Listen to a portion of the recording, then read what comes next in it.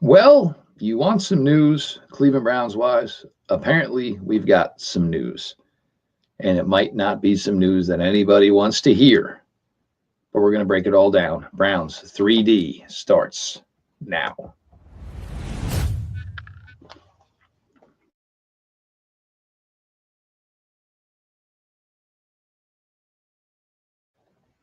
Welcome back, my friends, to the show that never ends, your daily delivery of all things dog pound. Browns 3D on the OBR, brought to you by State Sharpening, Mower, Sales, and Service. I am your host, Jeff Lloyd. Follow me at Jeff_LJ_Lloyd. Appreciate everybody coming out every day here, coming for the written content, coming for the nightly streaming content here on the OBR streaming networks. Make sure you're subscribed over on YouTube. Make sure, of course, you're subscribed over on Twitch. You will have the react right after this with Brad Ward and Pete Smith. The guys do a fantastic job. So make sure you're sticking around 7 o'clock for Brad and Pete. Nothing like a little Tuesday afternoon, and it seemed real kind of quiet, just the way it was dropped. And this, of course, from Mary Kay Cabot of Cleveland.com. Basically saying in not so many words that the relationship between the Cleveland Browns and Nick Chubb is over. First things first, I will preface this, and I reached out to, the guys here at the OBR as of the time of this recording.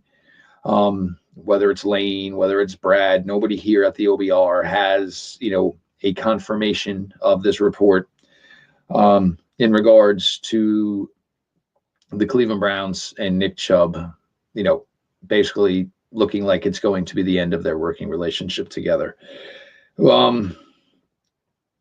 Again, it's not confirmed, but I've been trying to talk over the last few weeks here and trying to discuss the fact that, it really felt like, this really could be a possibility. You have Nick Chubb, and look, there is not a superlative that you can use in regards to Nick Chubb. The player, the way the guy responded to adversity, not just once, but twice, as far as, injuries. The first injury at Georgia, everybody just thought you would never hear from this kid again, and he kind of would have been like an urban legend. And him coming back at a ridiculous level in his final year in Georgia. And I still remember that draft season of 2018 and, my battles with my good pal Pete Smith over Sony Michel and Nick Chubb.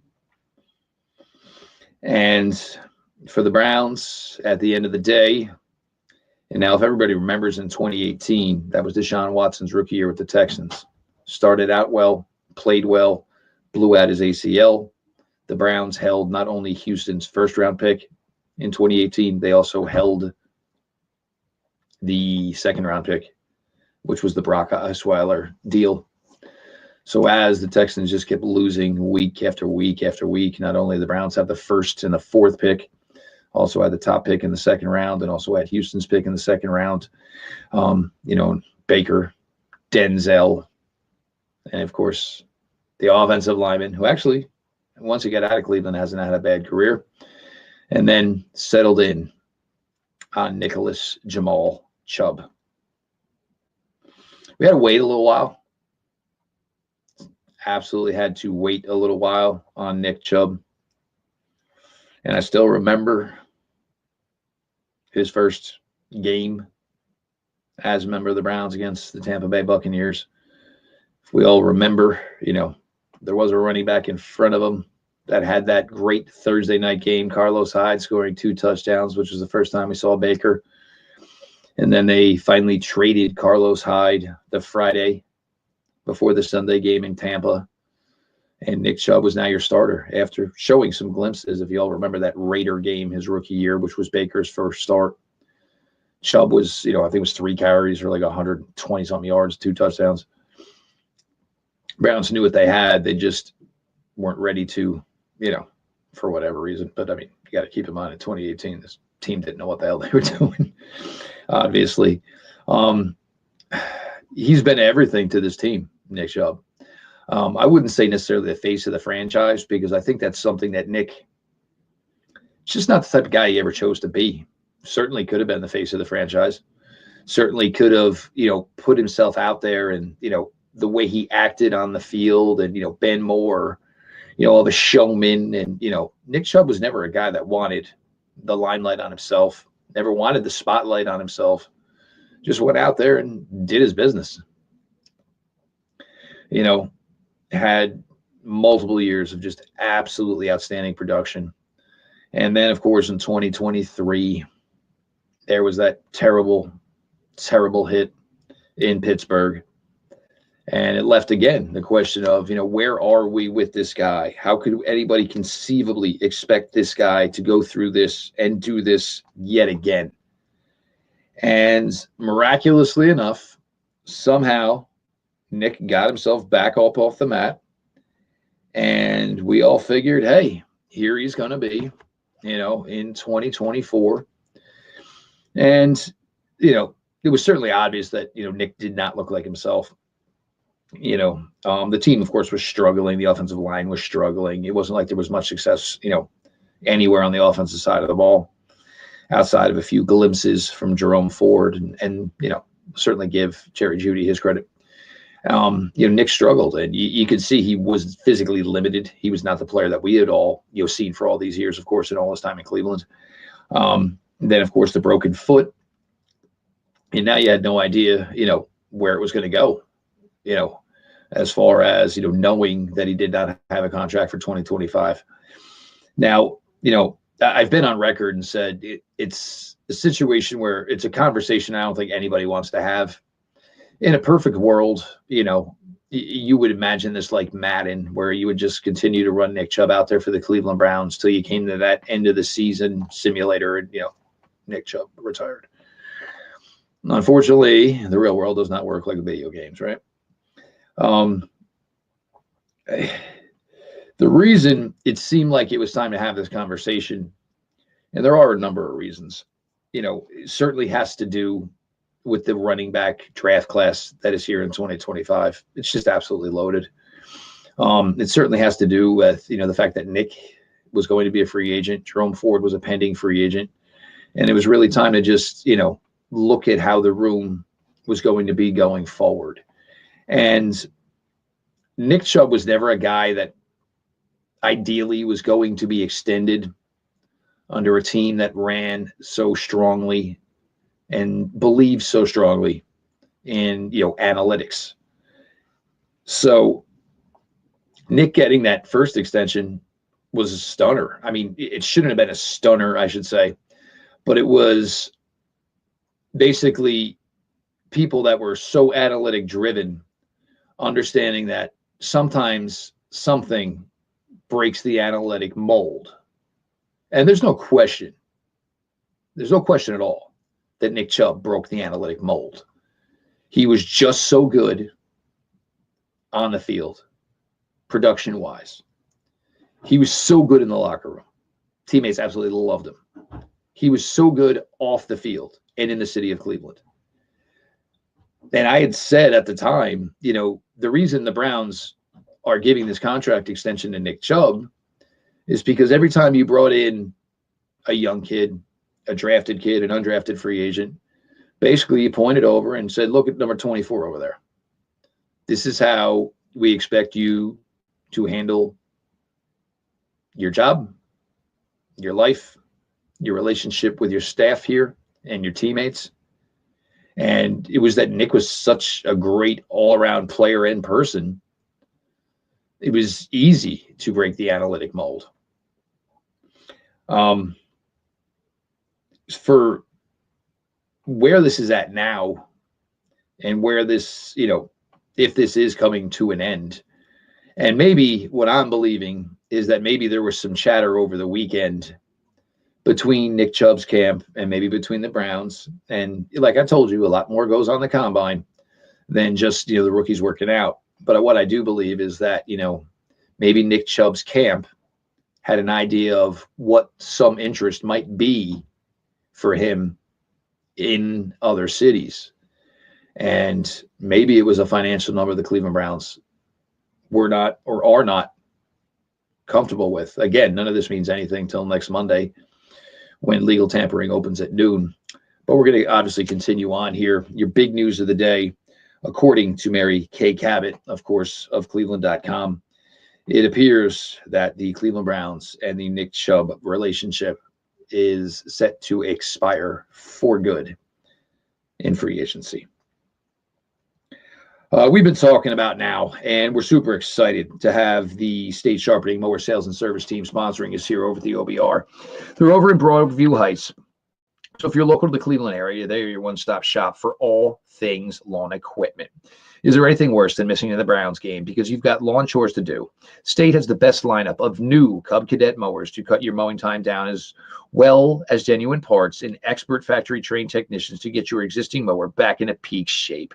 Whether you're in the market for the state-of-the-art Ultima Zero Turn or the top dog Enduro Series tractor, let State Sharpening and Cub Cadet help you keep your weekend yours.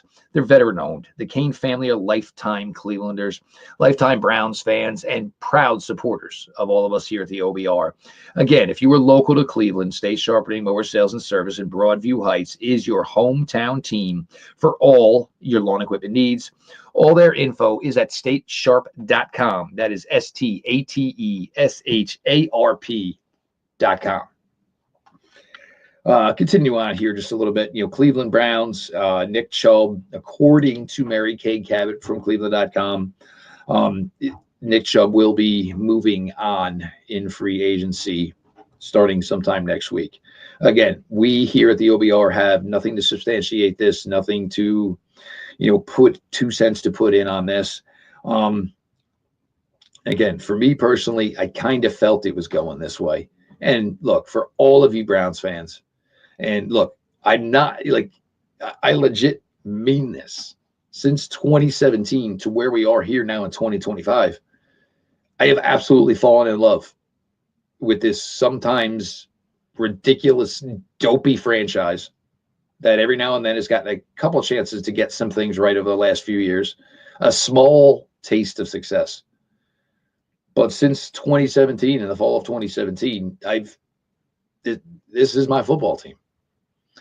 The good, the bad, and all the crap in between. This has become my football team.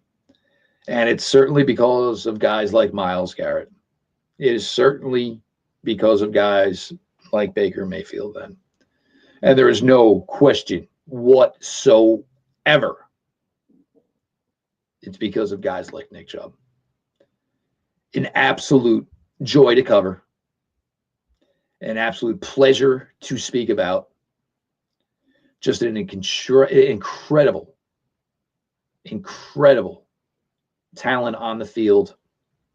Did it his way. Did it the anti-modern day way of athletes in this day and age. There was the old line, and I believe this was when Nick was still back at the University of Georgia. And, his buddies were kidding him. And, he's like, man, social media, you don't use anything. And, you don't flaunt yourself, this type of stuff. And, Nick Chubb's response at the time was, you ever seen a commercial for a Ferrari? And, that kind of struck with me. Nick just knew how damn good he was. He honestly didn't care what the public perception of him was. Didn't care what the media perception of him was. Just a good old country boy who, probably was raised with really good manners and please and thank you, ma'am. And, and now has gone on to this, incredible career. I hope there is still more there for Nick. I absolutely, truly hope there is still more there for Nick, because I think it's been a really, really special run. And you hate to see a guy that fought all the way back once, fight all the way back twice, and then just maybe not have it anymore. But I do believe for Nick Chubb that there is a huge, huge chance that there could be some ball left for him. It's just that I don't think it's with the Cleveland Browns. I just don't know how it honestly works. The problem, is they don't have it's not they don't have the time. It's just that this team is in such a weird spot right now.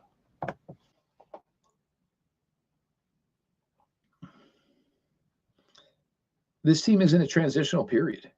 And as much as, Andrew Berry tells you he thinks this team can compete in 2025, and I don't disagree with him. But if you're banking on Nick Chubb being one of the main reasons that you are competitive in 2025, you honestly just can't do that.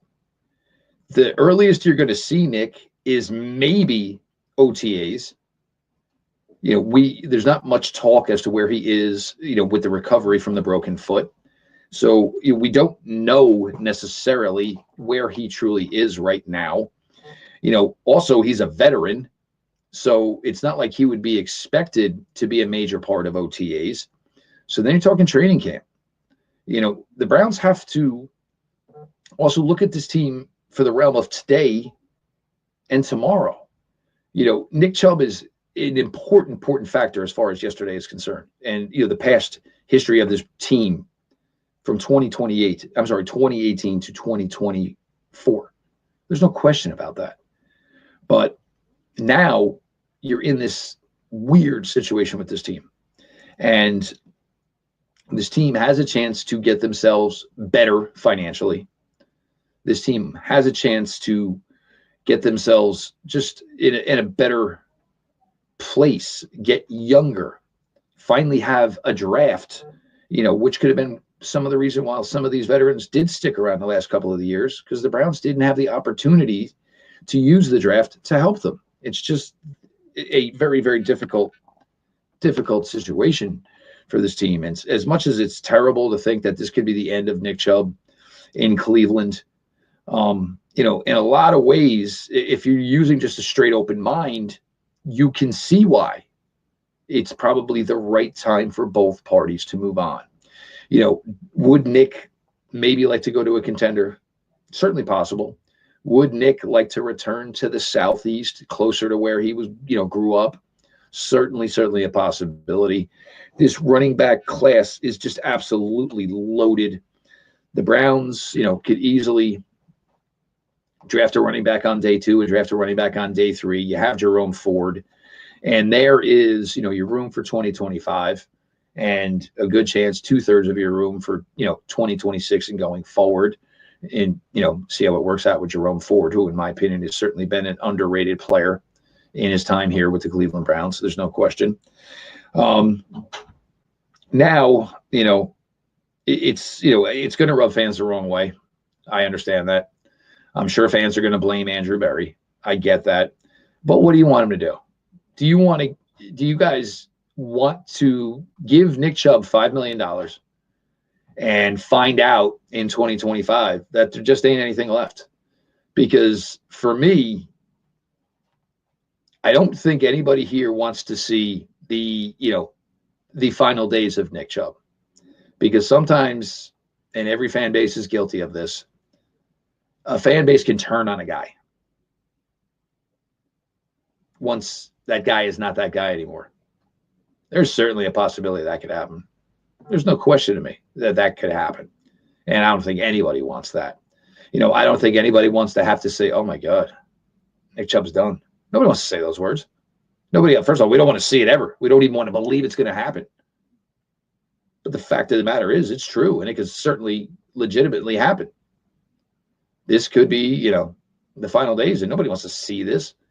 For all he did for this franchise, all he did for the city, all he did, the thrills and excitement, the game-winning runs, the game-sealing runs, taking a knee against a Philadelphia Eagle team. It has been one hell of a special player. It's been one hell of a special career. And I don't think anybody wants to see this end badly, which is probably, if it does indeed happen, a good time for this to actually happen. Again, just thoughts, of course, and this is, coming from, Mary Kay Cabot, Cleveland.com. Matthew Berry, ESPN, top fantasy writer in the game, in my opinion. Great all-around guy. Put out like his top 25. And Matthew does great long-form articles if you're not a big Matt Berry fan. And basically was based on things he heard from the combine. And he basically stated that he thought the Browns were a team that, maybe did well in regards to their interviewing with Shedeur Sanders, because most of the reports in regards to Shedeur Sanders, aren't good as far as the interview process. And it seems, I guess, whatever teams were out there talking, certainly went to more than one outlet to get this information out there. And, you don't want to hear this. And look, it could just be a personality thing. It really could. And who knows? I mean, look, it is smoke season. I wouldn't put it past any NFL team for putting out information out there that may not be truthful for their own advantage. If it was the Raiders or the Jets who put this information out there with the possibility of hoping getting him at 6 or 7, this is an ugly, dirty game in regards to the NFL draft. So it would not stun me that one of these teams would put information out there like this, hoping for the only thing to be gained was for them themselves. The Sanders family, the Sanders personality, and look, it comes from Deion. It's probably not for everybody. Deion's not much older than me. He was one of the guys I absolutely loved when I was a kid. And one of the things that drew me to him was just the way he carried himself. He knew he was damn good, and he had no problem telling everybody he was damn good, and he carried himself as if he was damn good. It's fine with me. If you're going to talk the talk, you walk the walk. And he always did that. So it's not, completely uncommon that maybe Deion Sanders' son's personality is just not for everybody. But this is the kind of the problem I do have with it is you hear so many positive things about Shedeur and certainly Travis Hunter as well and all the Colorado kids. And I have spoken about this, in regards to what Deion has done there and is doing there at Colorado. He's made these kids better students. He's made them better men. These guys are all about their craft, their love of the game, getting better. They put in the work. They put in the effort. So, when we have others, and in this as well, is basically the stating of, the Browns are comfortable with either quarterback. I have a hard time believing that. It just doesn't make any sense. And, it just doesn't make any sense that you say, it's okay, we'll take either one. It doesn't work that way. You absolutely have to have a preference. There's no way. It makes zero sense. It's not the way it's viewed. If you're watching these guys film up against each other all the time, there is no doubt you have a preference. You have a one that you feel is better than the other. And there's no way I think you can look at both these quarterbacks and say, all right, well, doesn't matter. I'll just take whichever one I can get. It just doesn't make any sense. I don't buy that one that people have been putting out there. I just don't see it that way. I think the Browns do have a preference of one or the other. There's no question about that. And now, the post-combine mocks are starting to come out. And, there's one where you have Shedeur Sanders falling all the way to Pittsburgh. There's another where you have Shedeur Sanders going at number 2 overall to the Cleveland Browns. It's really, it's tough to believe. I don't think we're going to get much new info. It certainly is a little bit easier to kind of track what the top 1, 2, 3, 4 teams in the NFL draft are doing. You can kind of start to line those dominoes up. And that's not, the most difficult thing, certainly, as we get closer to, the draft, got to get through pro days and everything first. But I think for the Browns, it's, there are some big needs that can be filled through this draft. Defensive end, running back. I think Cam Ward could fill a need. Again, I'm not ultra confident in it. Not buying stock in it by any means whatsoever. But there are some things the Browns can do here to overall improve this football team, come April. And they're going to have every opportunity, of course, to do that. We're going to get to free agency or here on Monday, legal tampering period, on Monday. And, again, there's others that believe, the Browns will have the cap space, but maybe not necessarily going to be major players. That's the one I'm hoping, is maybe, not smoke. I kind of hope that, there's going to be something done there. Certainly there are things that could lead to that. If Joe Bitonio says he's playing, then ideally, maybe you're not looking to, put free agent money into an established interior player. Does this mean they're keeping Ethan Posick? Does this mean they have faith in DeJuan Jones as far as, where he is at currently from his injury? Is that maybe a good sign for Michael Hall Jr., who's obviously, suffered a injury in the season finale against the Baltimore Ravens? Where are they at with their cornerback room?